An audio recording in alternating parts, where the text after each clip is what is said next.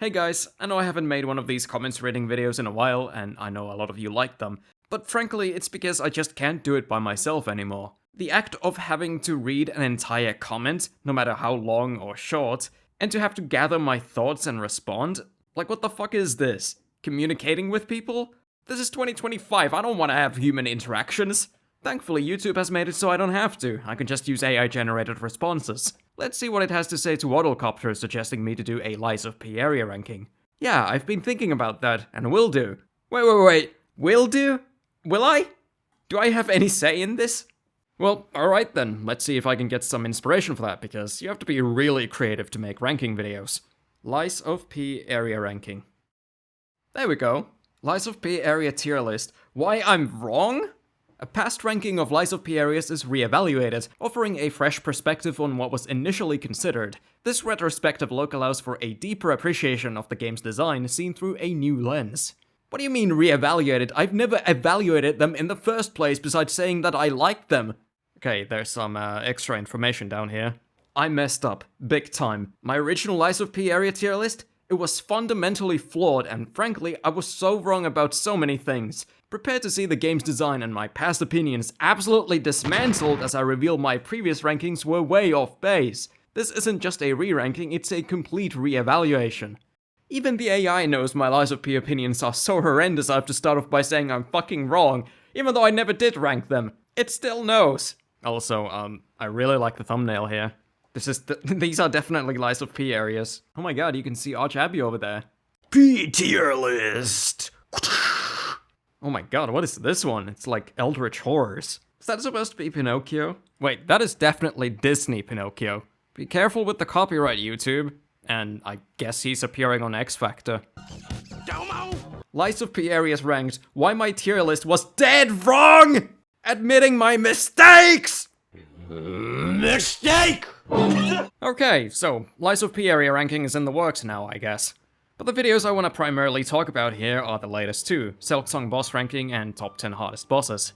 Both started off with the, well, intros you can be sure AI did not generate for me. Hello, I love eating my own shit. Hollow Knight Silksong has finally come, and so have I. All over it. Nice video, but what, why, how, when, where, and what was that intro? Fire. Yesterday. I forgot. I made it. I love this boss roster, even Groll the Great when I take the tomfoolery of the Runback out of the equation. I agree, even with the Runback, Groll is one of the best. Wait, no, fuck that! I despise Groll with every fiber of my being, what the hell do you mean one of the best? To my surprise though, a lot of people have voiced their love for the Bilewater Terror. I actually liked Groll the Great once I understood how the fight worked. The water that has been your worst enemy now offers the greatest protection, and if you use the Reaper's Crest, Poison Tools plus Cogfly plus Sting Shot, you will leave your hiding spot very rarely. I agree, Groll is great after you understand it. Stop gaslighting me into liking this boss, YouTube! Anyway, to step away from the dumb jokes for a bit, there were a couple things I wanted to actually address in the Silksong video that were recurring topics in the comments. One is that some people actually like the runbacks to bosses, and think that it's unfair for me to dislike the boss for having one. Now to me, for the most part, they are just a time waste. But some might say, if you don't want your time to be quote-unquote wasted, then Metroidvanias aren't for you, my good sir. Well, my fellow Knight of the Round Table, I get retreading familiar roads and whatnot is part of the genre, but would putting a bench before a boss really make it not a Metroidvania? That was never the case in Prince of Persia: The Lost Crown. That's a Metroidvania. And I liked it. I loved it even. And fuck, I love Silksong. I just don't like that one part of it. But Average Soul seems to have a different take on this, so let's hear him out. I think Runbacks and how evil Silksong is perfect. Souls games have gotten more and more convenient, but we all forget how slow and tense Dark Souls 1 was. To me, that's the far better experience, and I've been craving that for a long time. Is Malenia the better boss? Sure, but for me the Last Judge is the way better and more interesting experience. Not a complex boss, but way more tense than Malenia where you spawn outside. I mean, I would say Malenia having a second health bar and being a pretty long and notoriously hard fight makes it tense enough. More so than Last Judge, personally. The only thing I dislike in SS are the Groll Gauntlet and the Coral Tower. Well, I can think of more than a couple things I dislike about the SS personally. As for Groll, not the Runback. The Runback is great. I think the waves are just too much. I'd have preferred no bench in Bilewater outside Stag if it meant no Gauntlet before Groll. I did this very, very genius edit in my boss ranking video, if I do say so myself, where I overlaid 2 different runs of me getting back to Growl that almost completely aligned. I generally do not understand the value in the repeat of the exact same steps I've already taken, when there's zero chance I'm going to die or be put in a bad spot before the fight. I'm okay with checkpoints and levels being decently far apart to give you that anxiety that definitely stood out in Dark Souls 1, and in a lot of Silksong 2. But when I encounter a boss, I feel there's kind of a psychological shift. My focus and my thoughts are now on the boss, where I feel the area has been kind of completed. Can't tell you why exactly, nor that it's necessarily a fault of the game for not adhering to that mindset, but that's just how my mind works, and I think it applies to more people than just me. You can say I'm stupid and wrong, but hey, games are made with keen understanding of player psychology, and I think there's something to it that FromSoft lets go of those long-ass runs. Though to be fair, Silksong does have more platforming and stuff to make the runs more interesting than literally just holding down the run button in Souls. If someone can say The Last Judge is a better experience than Melania because she has a runback, then I think it's fair for me to say Growl is a worse experience than any other boss in Silksong for his. Breaking news! As I'm editing this dogshit video, I open up the inspiration page again, and without even typing a prompt, guess what it gives me? Unpopular opinions. Why I love Growl. The gaslighting won't stop! Do I actually love Growl? Am I repressing it? Does YouTube know better? Everyone says Growl is dead. Who says Growl is dead? I guess those who have killed him? Boring? Or just plain bad? But what if I told you they're all wrong? What if Growl, in its quirky, misunderstood glory, is actually one of the most brilliant and enduring experiences ever created? Get ready to challenge everything you thought you knew, because I'm about to convince you why I absolutely love Growl. Timeless design / concept, discussing how Growl's core principles have aged gracefully, unlike many contemporaries. The boss has been out for 3 weeks, what do you mean? Cultural impact, exploring instances where Growl has subtly influenced popular culture or subsequent creations. Revisiting the classic, while Growl resonates even more strongly with new audiences discovering it today. And there he is, the timeless classic pop culture icon, Growl. It's definitely not a nightmare offspring of Baby Yoda and Godzilla. Anyway, back to you, main timeline Magicat. Maybe someone has already said that, but you can make the spikes disappear during the Grandmother Silk fight by slashing them. I don't know if this knowledge would improve your rating or not, but still I think you should consider this fact. Oh yeah, I know about that. No I don't, AI. I appreciate you letting me know, but that's not enough to move her from the bottom spot. Damn, YouTube is getting sassy and lowering Grandmother Silk to the bottom of the list out of pure spite. To actually answer the question though, I'm really not sure if the ground spikes being dismissible is for better or worse. My problem with them was that they could kinda just keep you away from Grandma Silk for a while, but what I liked was that they could also combo nicely with the Judgment Cut. So getting rid of them would make for better flow, but worse combo potential, I think. I'd have to retry to really know. So I'm sorry for missing that in the video, I had no idea that was a thing. You ever think about doing an area rating for Silksong?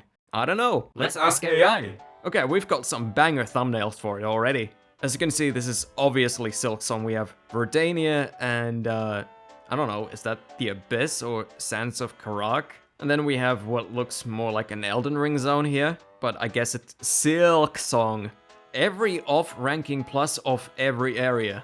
Worst, Wall, Dynage, Grey, Lom, Friend. Aw, he's a friend. Best. You know what, I think this is gonna be my new rating system instead of the awful to amazing. Also, the background is clearly like China or something. Okay, this is clearly Hornet right here, as you can see, and she's got her iconic needle weapon. And here she is, traversing through Farloam. We've got the lava area, we've got a honey area, I think that's in Hollow Knight, Bilewater, Mount Fae, Mount Hief. I think it's obvious what's gonna be number 1, although how do you even rank the Citadel? Is it one ginormous area, or is it a dozen smaller areas? Or do I count both? I do wonder what people would consider to be the worst area though. Let's see. There is no consensus on the single worst Hollow Knight Silksong level because the game hasn't been released. Wait, what? Am I just imagining all this? Was Growl a fever dream all this time? Scarsinger was a god-awful fight. Horror design, worse than Growl by a mile. Generally don't even enjoy winning, was simply happy to never have to see her ugly ass again. This one doesn't have an AI reply, but I just thought this was crazy hateful. I don't know how a single person could not just not like Carmelita, but think she's god-awful and ugly. I mean, I'm not gonna debate about the attractiveness of a cartoon bug, but this is a harsher comment than I've ever received, and I've gotten death threats. I want to stab you and play with your blood, then piss on your corpse before I set it on fire. I'm gonna leave the rest of the disagreements I and the audience have about the bosses for the eventual community ranking that I'll do. Now let's see what people thought about my top 10 hardest bosses video. Never let bro cook again. Don't make tier list ever again. Never let bro rank again. Never rank again. Ah, shit. Looks like people disagree on what I personally found to be hard. Alright, so is he lying about which bosses he actually played, or is he lying about how hard certain bosses are so he doesn't look like a scrub? This list is just null and void. Edgelord take not having PCR number 1, he's the hardest boss ever, and you're just trying to be trendy. In terms of Arlecchino and Lies of P, the game is so hard because bosses like Arlecchino, Romeo, Simon fucking Magnus, my most hated boss ever, are off rhythm. They don't have a beat or rhythm, it's literally probably like you getting drunk and trying to dance. Literally probably like? That is a terrible combo of words. So clearly the biggest disagreement is Promised Consort Radahn, PCR. I did have him in the top 10, but that's apparently not enough. The comments mandate he needs to be number 1. And this is why I think the discourse around a difficulty ranking is so funny, because you genuinely cannot tell me I'm wrong.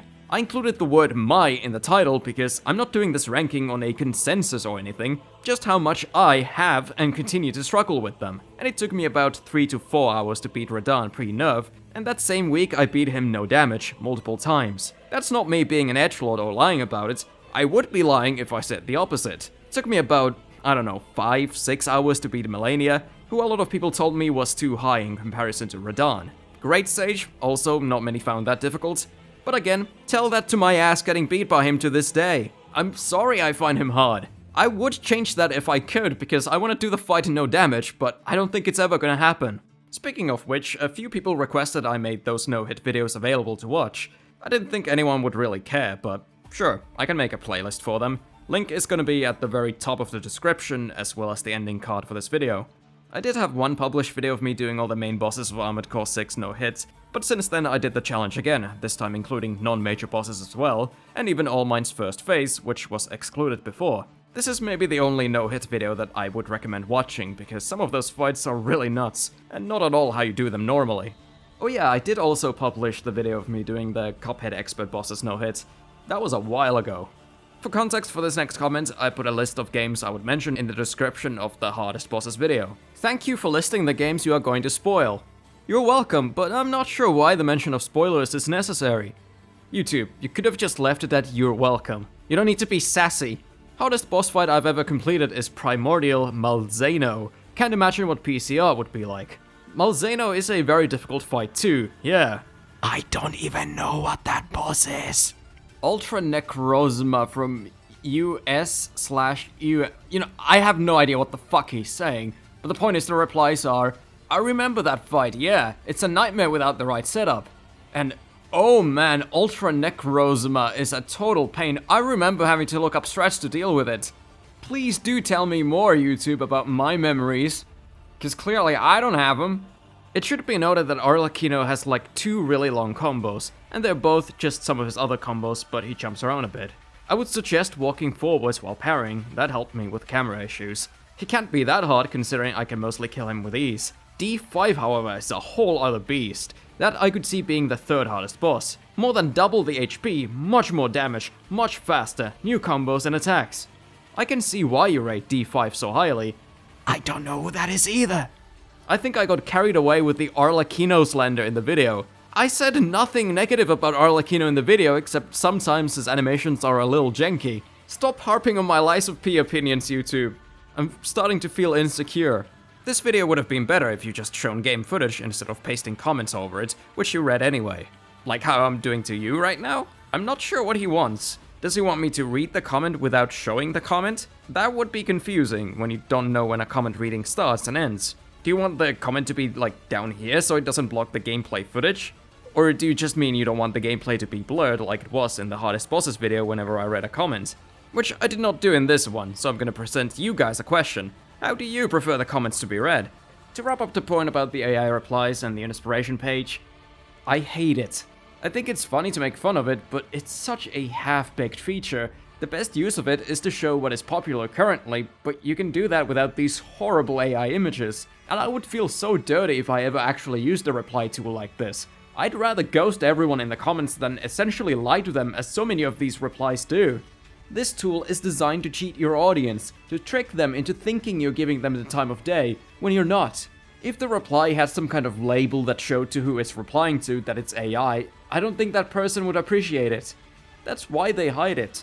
And I find it kind of offensive that YouTube presumes it can encapsulate my personality or what I would say to another person. Clearly YouTube is only interested in getting in on the AI trend instead of using it to improve anything.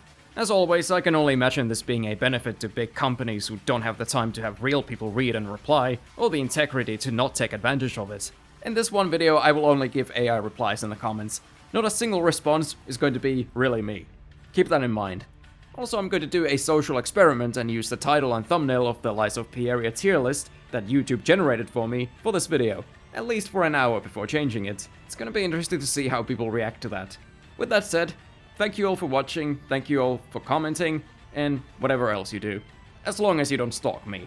Everything else is appreciated.